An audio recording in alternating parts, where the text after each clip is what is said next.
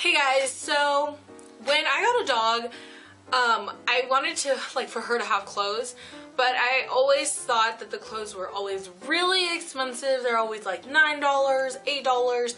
I think that is a lot to spend on a dog personally. So I came up with this way to make my dog clothes out of clothes that I don't use or wear or don't fit or too small or too big, you know? So this is the way that is perfect for any dog. All you need is to have one sweater or one of whatever it is you want to make that fits your dog in a good size. This is like the perfect and easiest way, I think personally, to make dog clothes. So keep on watching. You guys will see how it is I do it.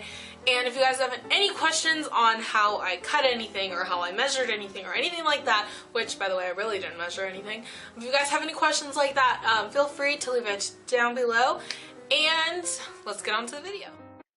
So you're going to take your scissors and pretty much you are going to cut off the seams of whatever it is you're using, whether it's a pair of old jeans or a shirt. In this case, I am using one of my sister's old sweaters. So yeah, you're just pretty much going to cut the seams, and you don't need the sleeve part. And then the next thing you're going to do is just cut off the shoulder part.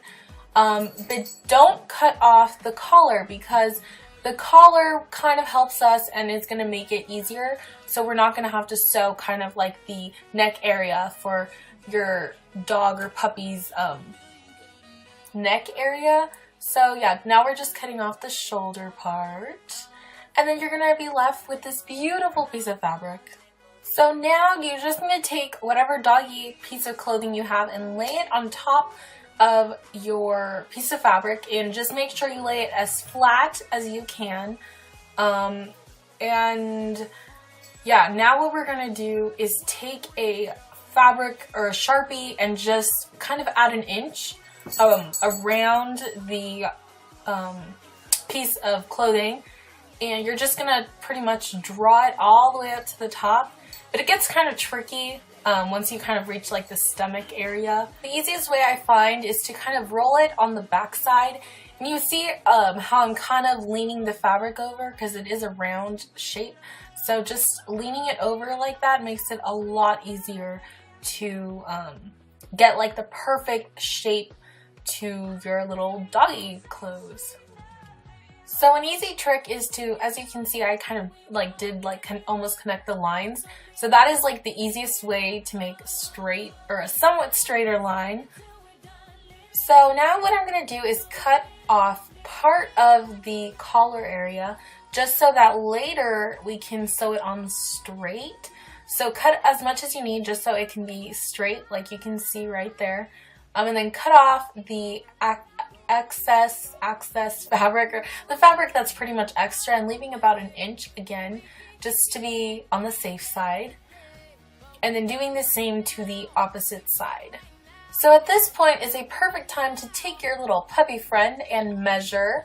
Like always, dogs are kind of hard to, especially when there's something new, so make sure you grab a little bit of treats just to kind of coax them into staying in place.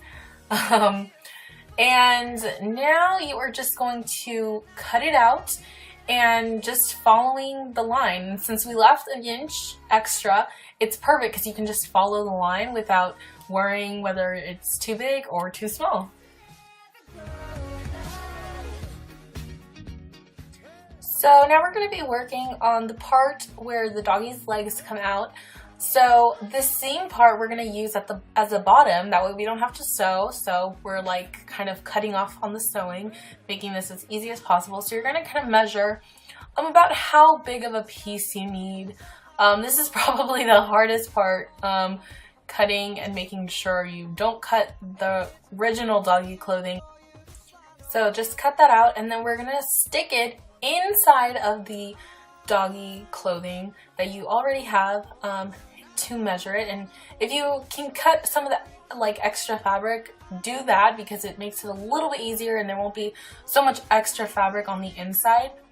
So go ahead and put that on the inside of your original doggy clothing and put it as flat as you possibly can.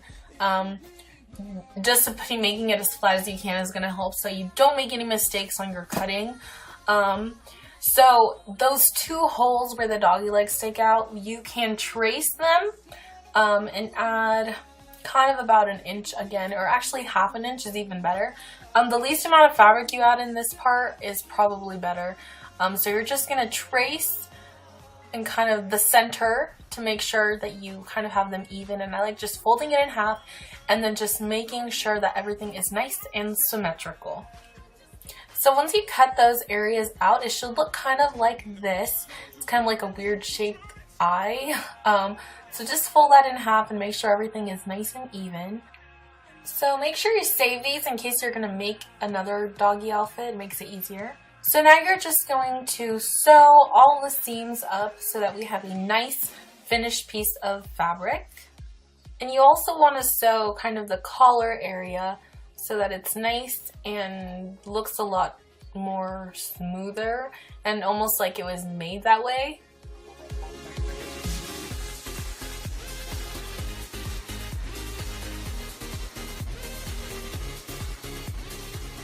So this part is where the dog's legs stick out underneath, like where the tummy area is. So all I'm doing is sewing it just so that there isn't any fraying and so that it looks a lot more clean and polished.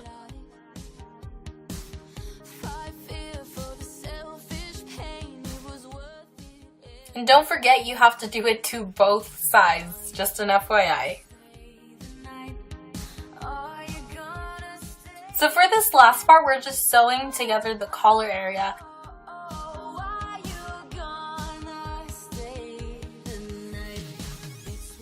And if your puppy is a little bit smaller around the neck area, I always like to sew a little bit up, just because Bailey's neck is a little bit smaller, I guess, than her body.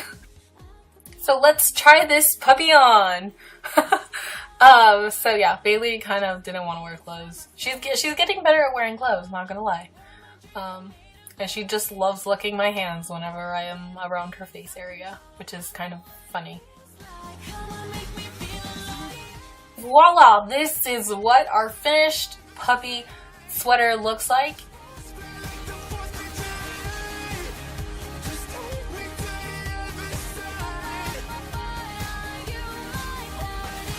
So thank you all for watching. I hope this was easy for you, and especially if you have dogs or cats even. If you guys have anything you guys want to say, leave them down below.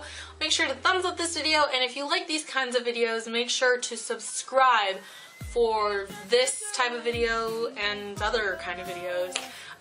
So yeah, I will talk to you all in the next video. Oh, and if you guys are wondering what is on my face, what is happening right here, the next video will be a video on how to get this look. So I will talk to you later. Bye guys.